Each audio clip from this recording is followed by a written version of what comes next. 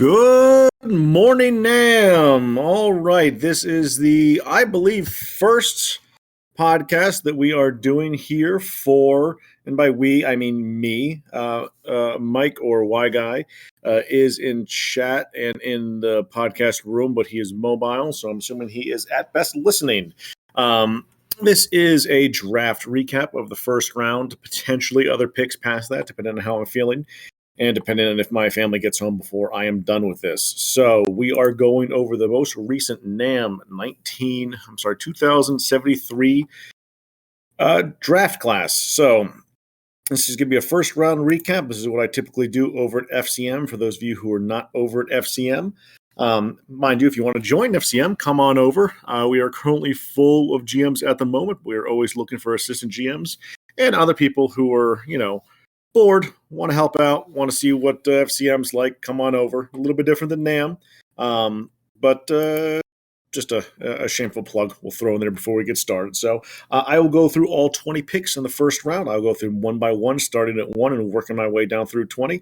If there were picks past the first round that I thought were worth talking about, I will talk about them as well.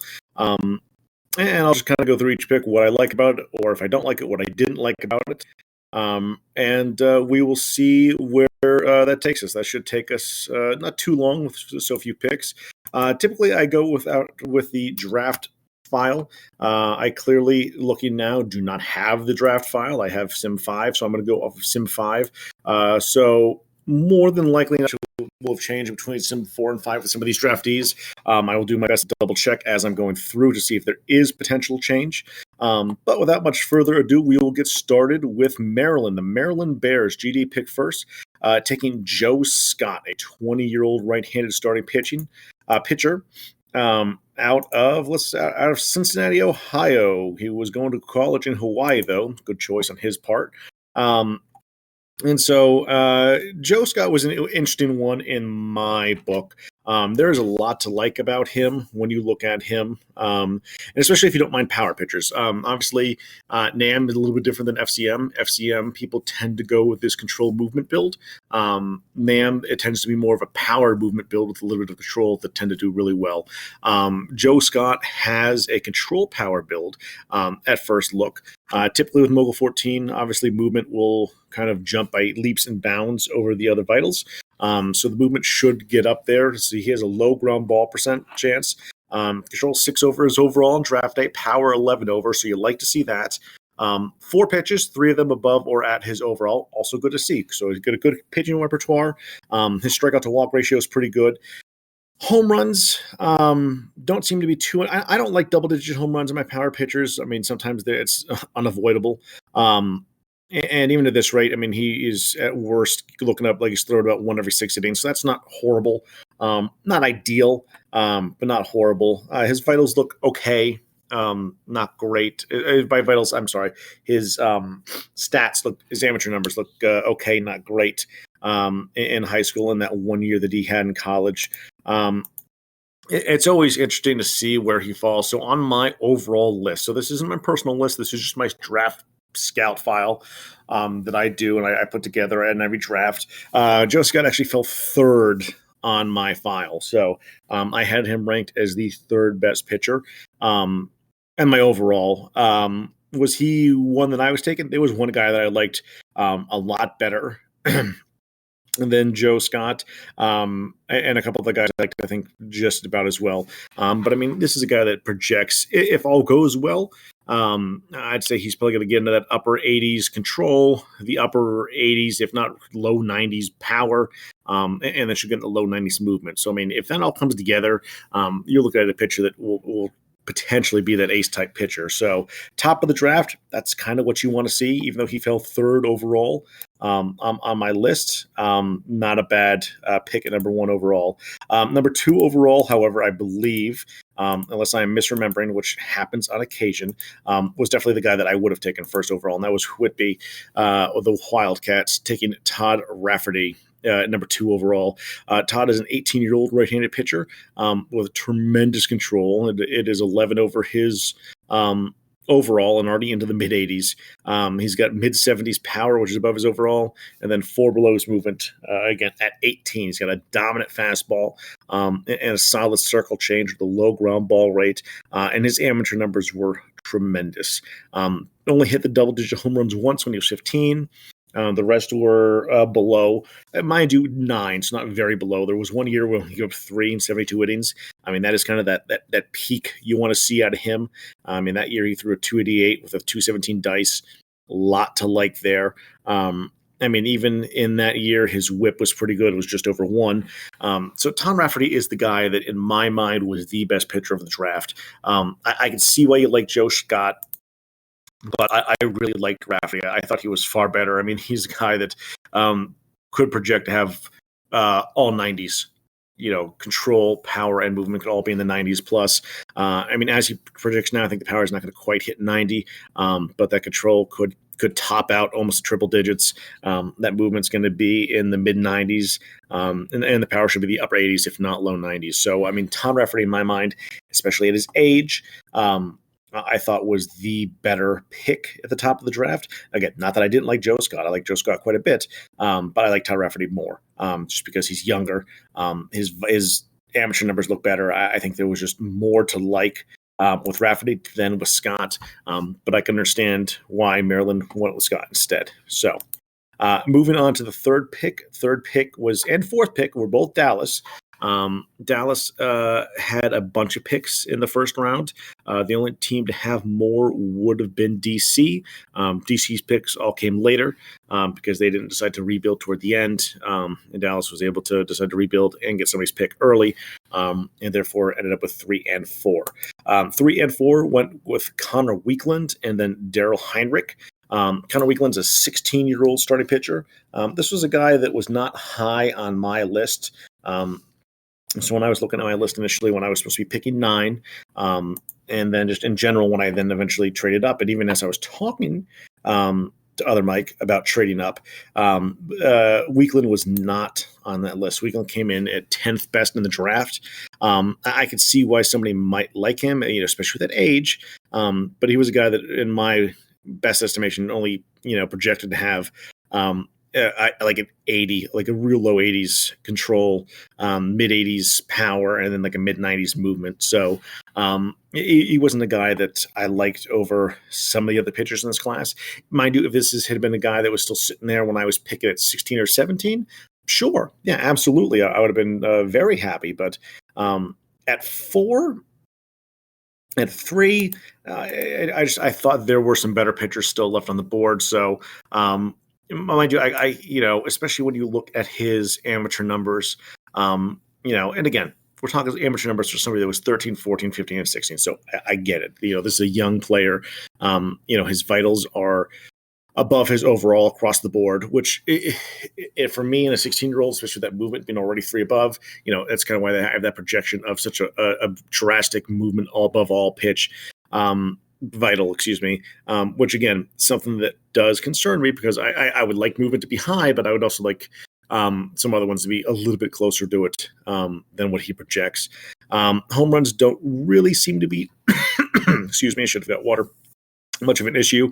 That junior year in high school, 9 and 63 innings, was the worst of the bunch, and it's not terrible. That was just his worst pitched year overall. That was the worst ERA, worst OBA, dice, everything was the worst that year. So one bad blip. Obviously, again, 15 years old, not too much you could expect in that based on what his vitals probably were at that time. A good pitcher. I think this is going to be a good pitcher. I just think there were better pitchers still on the board. So he was taken first, Weekland was, and this was followed by Daryl Heinrich. Daryl Heinrich is a 17-year-old pitcher. Again, a little bit different than the pitcher that we just looked at in Weekland. His control is 8 above, power is 11 above, movement is at it. So it's at it. So when we take that into consideration, we look how that might play out. He ended up being the 6th best pitcher on my list, and 6th best player, also pitcher on my list. And he projects to be a little bit more even across the board, projecting upper 80s control, mid 80s power, and low to mid 90s movement. So again, a little more even keel. He is a ground ball type pitcher. So I think with that control and with that movement, with the power too, also being above 80. If he was a pitcher in FCM, I mean, he would be a clear-cut ace that everybody would be dying to have. Namfile is a little bit different, but I still think this ends up being, I like him better than Weakland. I think that Heinrich ends up being the better pitcher between the two of them. And I like this pick. I like the pick of Heinrich, especially compared to Weakland.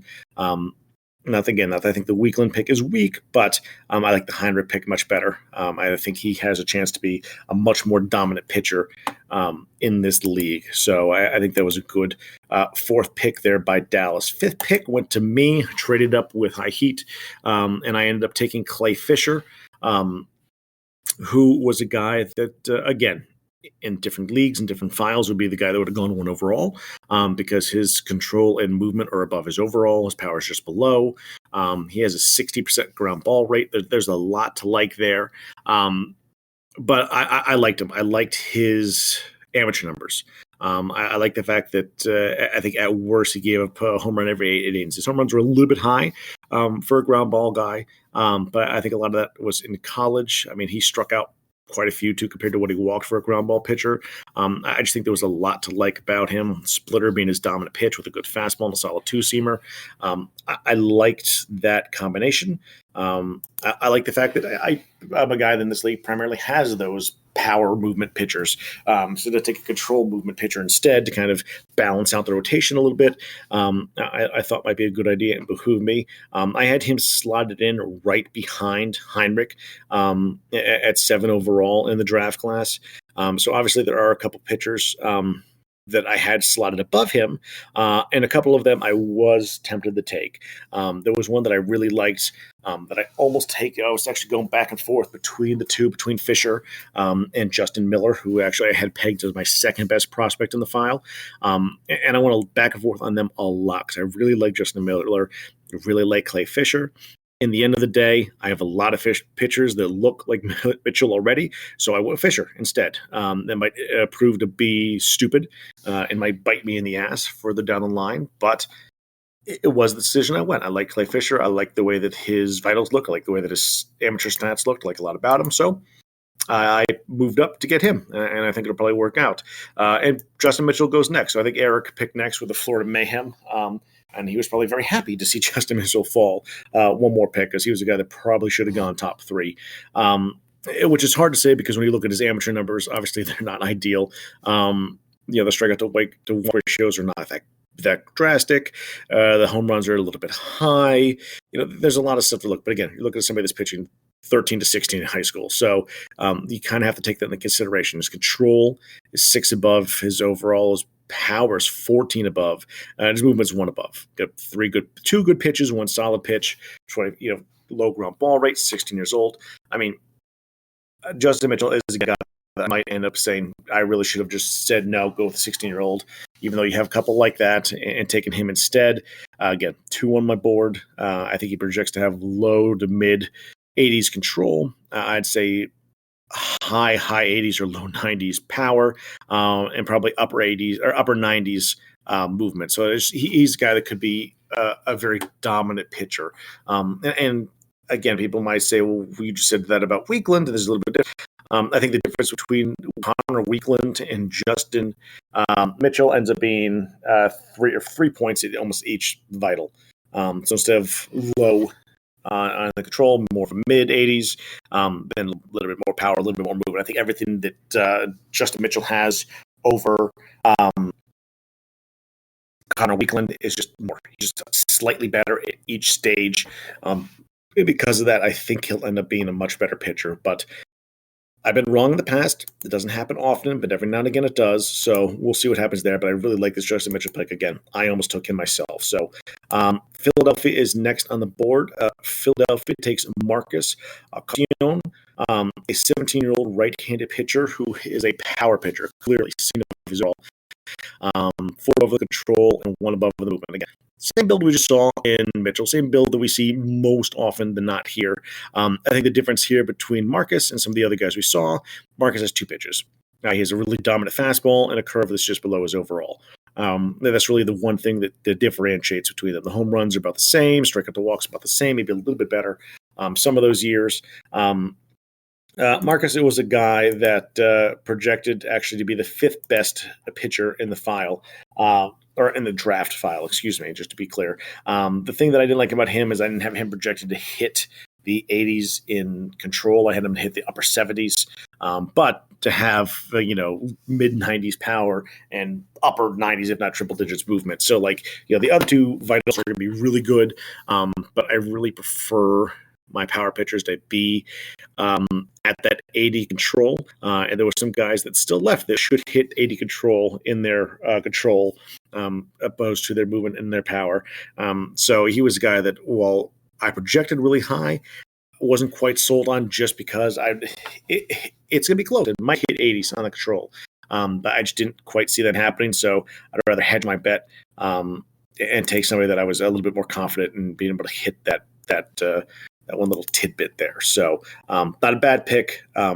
He was not my favorite pitcher in the round, but I can see why he goes here, and he should go here, honestly. Montreal goes next. Montreal surprises me, taking a guy that I thought for sure I'd get at the end of the round in Will Augustine, 18-year-old switch hitting third baseman.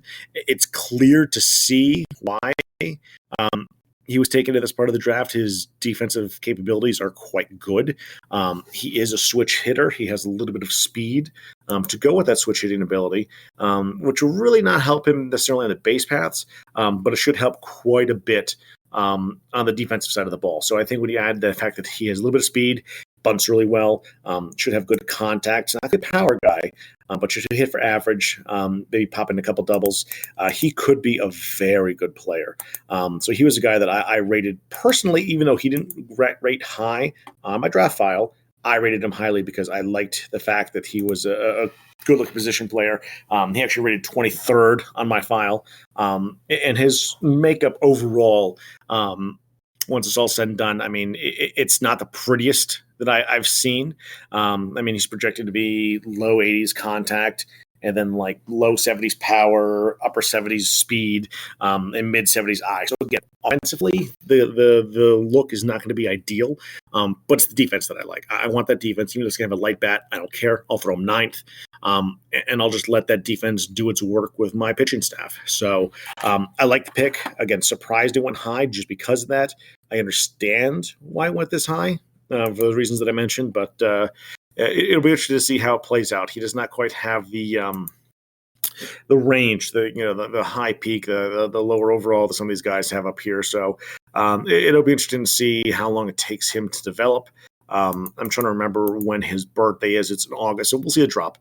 So it'll be interesting to see his drop in August to see what that does to him and how much time he has to develop.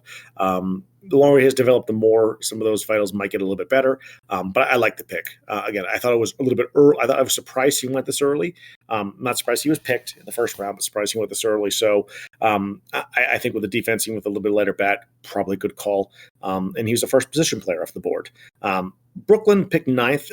Brooklyn went right back to the pitching side. It's a NAM draft. I feel like it's pitcher, hitter, pitcher. Just seems to be that way. People say, Mike, how do you know? You're asleep during most drafts. Yeah, well, I'm old, so shit happens. But Gianmarco Graf is a 17-year-old right-handed pitcher coming out of the great state of New York, New York. New York being the state, New York being also the city that he was born in. He is a low ground ball pitcher with 4 pitches, which is nice to see. A very dominant fastball, a good splitter, solid slider, and an okay cutter. Power pitcher. I mean, he's 6 above his power at 17 already. At 17 already has a 75 power. I mean, it's a bit scary. Got the 74 movement, which again means the movement's going to jump way above everything else, which brings me to control, which is already one below at 17. So I already going to tell you right now, even before I tell you what I project him to be, I am worried about that control being already at 17, one below his overall. Even though it is 68 to 69 at 17, like that's a really good number to see. And that's why, as you see too in his amateur stats are quite good. ERAs are low, OBAs are low, everything seems low where it's supposed to be low, high where it's supposed to be high. Because his vitals are well above that age bracket, well above that age bracket. So when we get to Graf and we actually pull up the big board and we look at the big board, we're surprised to see he's all the way down 17th. He's down at 17, and again, part of the reason for that is the file. We're not projecting him to get the control that we need to see out of him. We're projecting it higher, than some might expect. Projected to be in the upper 70s, but we're also projecting that power to not quite do what it's supposed to do and just kind of peter out on us and only end up in the low 80s, and then that movement going up there into the upper 80s, lower 90s. So Graf is a guy that I was not interested in myself for a lot of those reasons. So it'll be interesting to see, though. He is 17. He already had his birthday. Let me see if I could piece together his drop.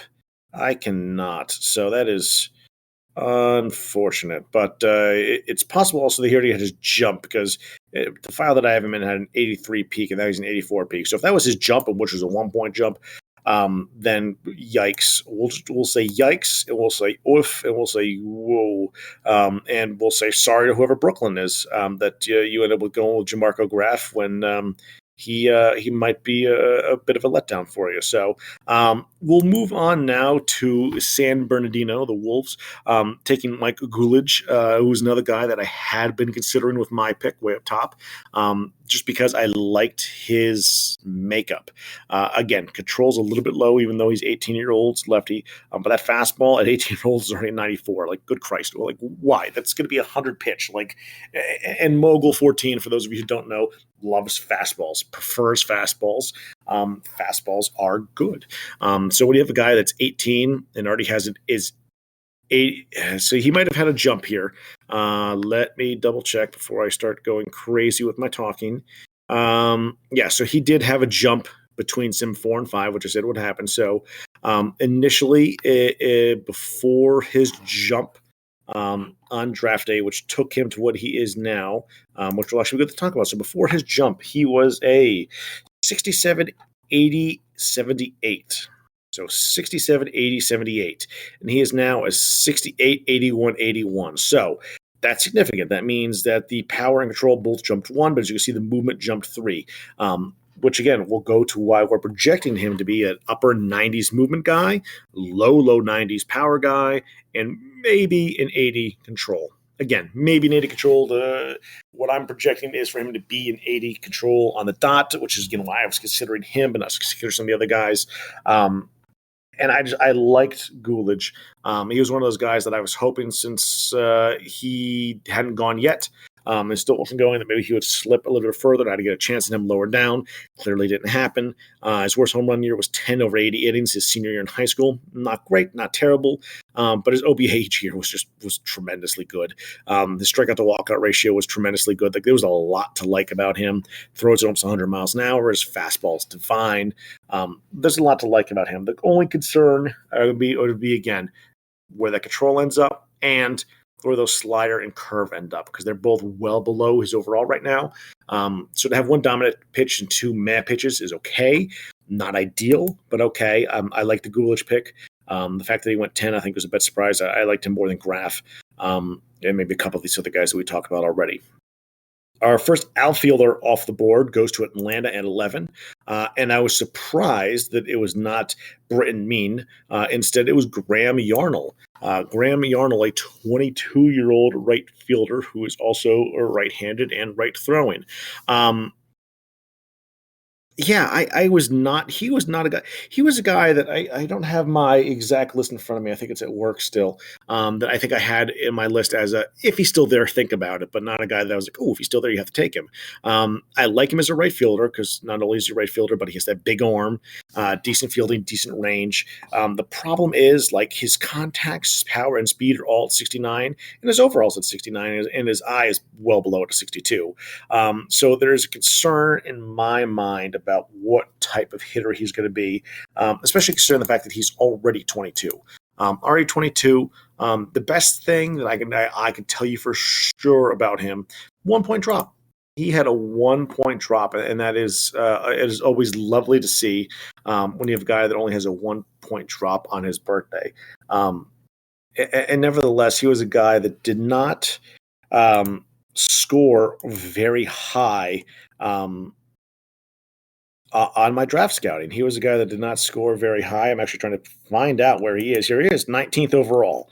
19th overall. So he's projecting to have roughly a 90 contact, low 80s power, low 70s speed, and low 70s eye. So I've never been a fan of that build. Dave knows that. He drafted a outfielder back at FCM decades ago that had a similar-ish build that I railed on draft day horribly. The dude ended up having a Hall of Fame career just to spite me. It's exactly what happened. A fake mogul player in a fake game spited me by having a Hall of Fame career after I just railed him on a podcast for taking him in the mid-first round. So, Graham Yarnall was not a guy that I was going after just because I didn't think there was enough there to like. There was some stuff there to like. I just didn't think there was enough there to like. And I'm worried about, does it become that contact with a little bit of power guy with no eye?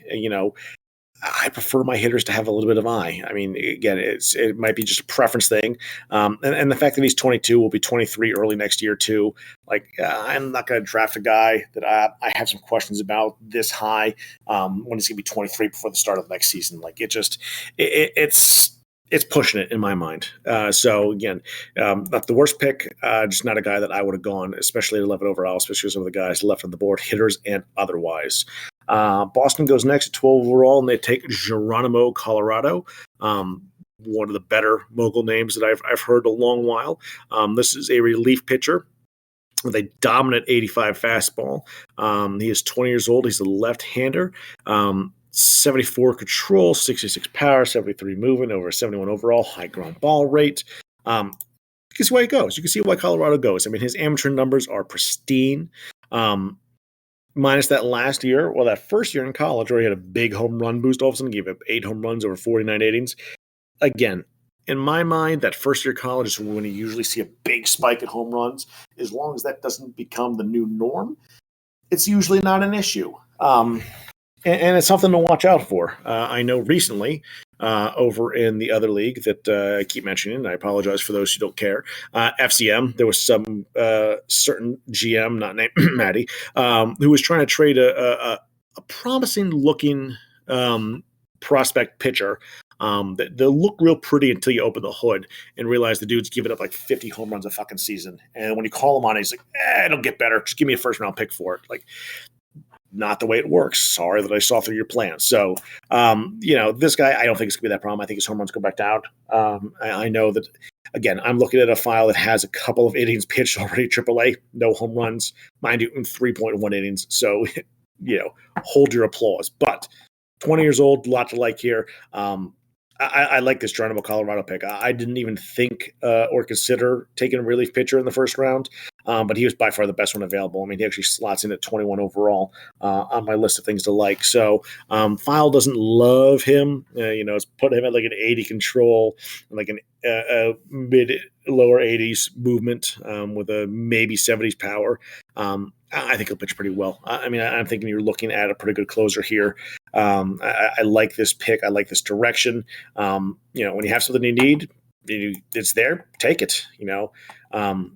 I tend to try to draft best available when I can, but there's times where you need a piece, and so you draft it. So if that's the case here, even if it's not, I like the pick. I think Colorado is a good pick. Britton Mean is the next one going to St. Louis. This is a guy that I thought would go much earlier in the draft. He's an 18-year-old left-handed hitting, right-handed throwaway left fielder. Not much of a glove there, but should be good enough to stick in left field. He is 71 power, 72 speed. Contact's not bad. Eyes right at his overall, so again, a little bit of concern. His OPS and a lot of the stats in the minors are pretty solid. Again, defense, not his specialty, but he's 18, and he was a guy that I had ranked 14 on my big board. He's a guy that I think should get to the mid to upper 90s control, get to the 90s on power, and mid 70s speed and eye. Again, not as high, and I would love to see at least an 80s eye in that situation, but the mid 70s, even if it gets to the upper 70s eye, I think this could be one of the better hitters out of the draft overall. Again, a little bit of concern that he might not be able to play anything but left field, and even there, not great. But Britton Mean, I like the pick. I like the player. When I got to my pick a couple picks from now, I was looking to see who was still there, and there was a couple guys that, like, just almost filled him, and I was like, oh man, that was so close. Britton Mean being one of them, and then 2 first basemen we're going to talk about right before my picks, who also I was surprised that fell a little bit farther, one especially. But Boston is up again. We had a couple teams, obviously, with multiple first-round picks this year, Boston being one of them. At 14, they take Ed Pim. Ed Pim is a 17-year-old left-handed starting pitcher. He is a gentleman that is 52 overall currently with a 54 control, 67 power, and a 53 movement. So, again, control a little bit lower than we like to see. Fastball's great at 70. Slider and curve, both at 51, right below his overall good. So he has one really good pitch and 2 pretty good pitches right behind it. Amateur stats, not good. Honestly, the strikeout to walkout ratio is not bad. The walks are a little bit high. Home runs are fine, but like he gave up too many hits and just too many walks in total. That while his OPA was low a couple of those years, like his ERA was ballooned and it wasn't great. But again, 17, he was pitching young, so it shouldn't be too much of a thing. But he was a guy that ranked lower on my board, if I do remember correctly. Oh my God, so much lower on my board that I can't find him. Give me a second here. Oh, that's why. Yikes. All right, so he is a guy that I projected to hit maybe 70 on his control, and then potentially 90 power, 90 movement. So he is a guy that actually ranked really, really low on my board just because the control, for whatever reason, is not projected to get above much higher than it is now. It's supposed to get maybe 16 points higher. And due to that fact, Mr. Pim actually rated 64th on my board. Ed Pim comes in at 64th on my board. Make sure there's no mistakes. Nope, no mistakes. 64th on my board. So he was a guy that he wasn't on my list in the first round. He was a guy that I kind of popped in, looked at, and popped out and away from. So I'm not overly confident in him. 17, room to grow. He is another guy that had that birthday on draft day or the day after. So let me see if there was a big dipsy-do when that happened. So he was a 90, and now he is a 86, so 4-point drop. So 4-point drop, and my draft system doesn't like him. So I'm going to give that one a whopping big thumbs down. Sorry, Boston. I liked your Colorado pick better. All right. Manhattan goes next and takes Manny Gutierrez, a guy that I thought was going to go much sooner than he did. Honestly, when I looked at this draft and I'm like, you know what, everybody's going to go pitching. I'm not going to get a good pitcher probably picking where I'm picking. Even though I did end up trading up, I'm like, who am I going to take? Who am I going to take? Who am I going to Manny Gutierrez? That was literally the first name that I saw and was like, I want him. And part of the reason I wanted him, and he almost fell to me. He almost fell to me. I was becoming tickled in a pink fashion. You look at those amateur numbers, especially those last 3 years. The home runs are good. OPS is through the roof. Average is good too. His power to eye is that power to eye that I like to see. They're right about close to each other. Eyes a little bit higher than the power. Both are well above. His overall. Stick him at first base, he'll be fine. Stick him at DH. I don't care. That bat is going to play. Really liked Manny Gutierrez. Actually had him ranked as my 8th best player and my first best position player on the board. It's a guy that I project to have mid to mid 80s control contact. Mid to upper 90s power. Mid 90s eye. So like this is a guy that's just going to blast the ball. I don't care what park you're in. I don't care how your park's designed. He's just going to hit dingers and get chicks. Like that's what's going to happen. Like Manny Gutierrez was the bat out of this draft that I really wanted to have. And I had a conversation with somebody pre-draft. Like this is the guy that I take above most of the other hitters. Really dug him. Was shocked to see him fall as far as he did. And then to almost make it to me was just an extra kick in the place you don't like to be kicked. Dallas with their, yet again, another pick on the board, taking another guy that I like quite a bit, and Casey Benoit, a 17-year-old left-handed hitting first baseman. This is another guy with pretty good amateur numbers that just kind of started to get a little bit better as he went on. So, obviously that first year at 14, they were pretty good, but again, drop, then up. Everything just kind of goes up. Home runs start to go up, doubles start to go up, but then things just start to increase a little bit. I liked Casey Benoit. He was another guy that pre-draft, I'm like, if he falls into my range, I'll probably take him. I had him as 11th best player, second best non-pitcher on my board. He's a guy that I project to be in the mid upper 90s control, probably low 90s power, and then low 80s eye. Like just a nice rounded bat and a lefty. A guy that I was like, you know what? If I get lucky, I can get him and Gutierrez and just pair them back to back and kind of Bash Brothers style the middle of my lineup in a couple of years and be very happy about it. He's 17 now. There's a lot to like about Mr. Benoit. And I think that Mike, I believe it's Mike in Dallas, did a really nice pick, grabbing him here at the spot.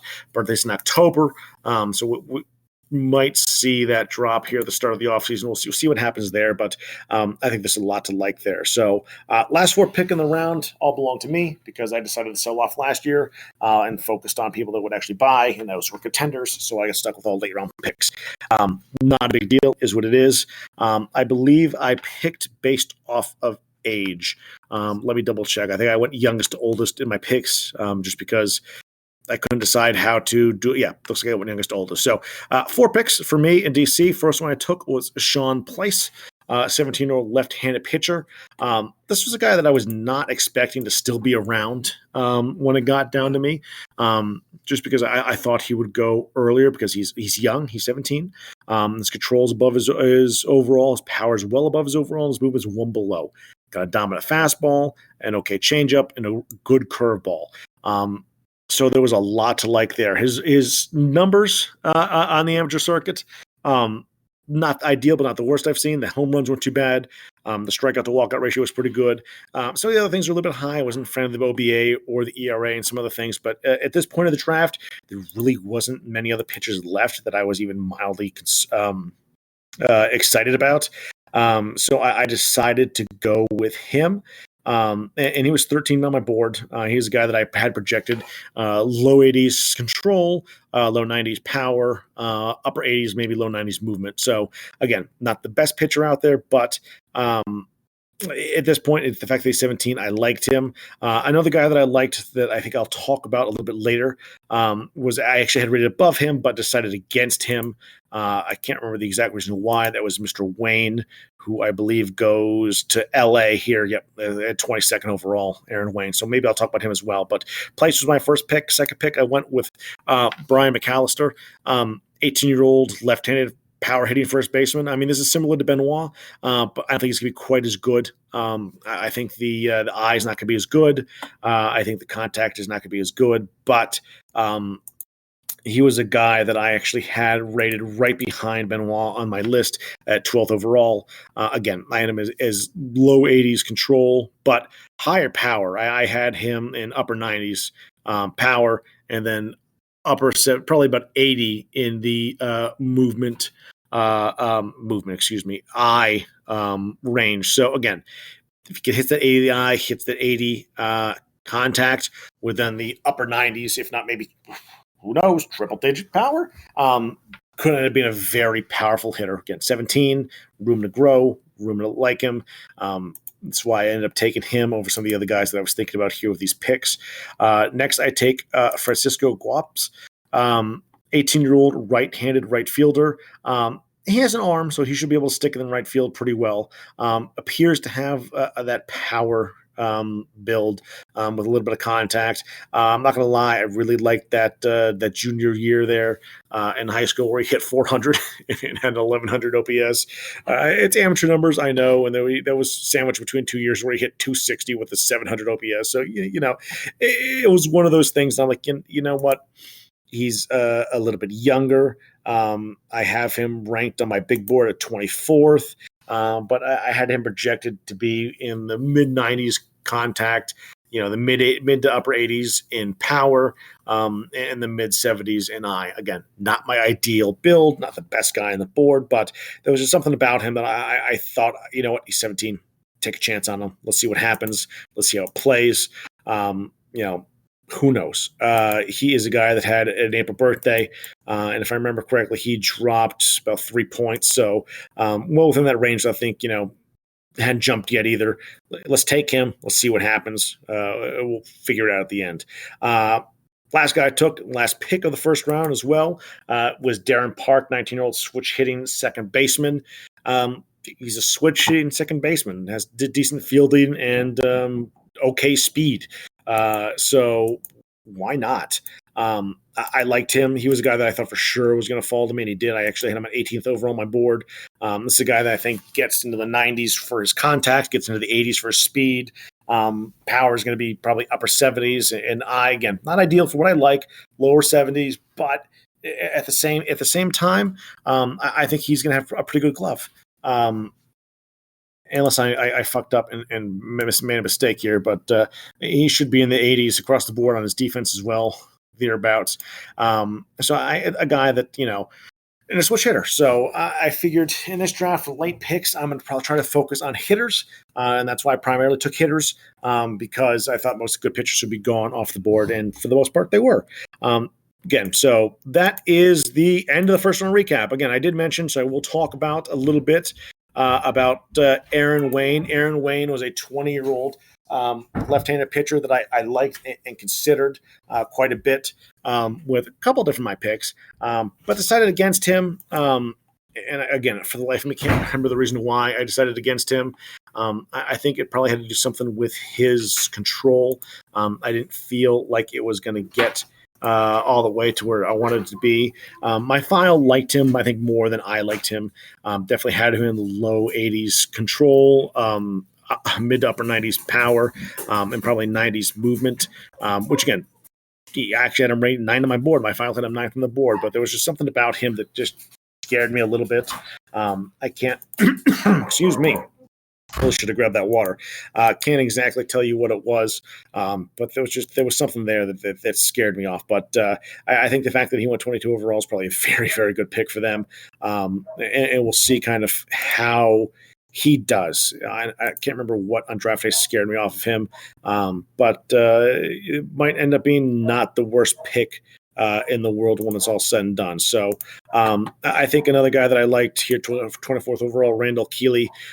He was a guy that I thought about too. I was really worried about that contact, but I really liked the power and I really liked the arm for a catcher, and he had pretty decent handling. So really liked that pick there on the start of the second round. But there was a couple of the guys that I liked. Let's see here. Boston, I think, took one of them. Nope, that wasn't one of them. There's a few other guys that I liked, but unfortunately my family's home now and my dog's going crazy for no apparent reason. So there were some other guys I liked. If I find them or remember who they were, I'll throw that out there in chat or something like that. Here we go.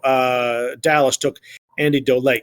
A really speedy outfielder. He was actually a guy that I had considered taking in the first round and then figured, maybe he'll make it to me in the second round. And he clearly did not. He went a little bit before I got, I think, not too far before I was supposed to pick next either, which was sad. Or maybe I'd fallen asleep at that. No, he went early. Yeah, he went before I got them. He was a guy that I hoped might slip, but really like Dallas taking Dolet.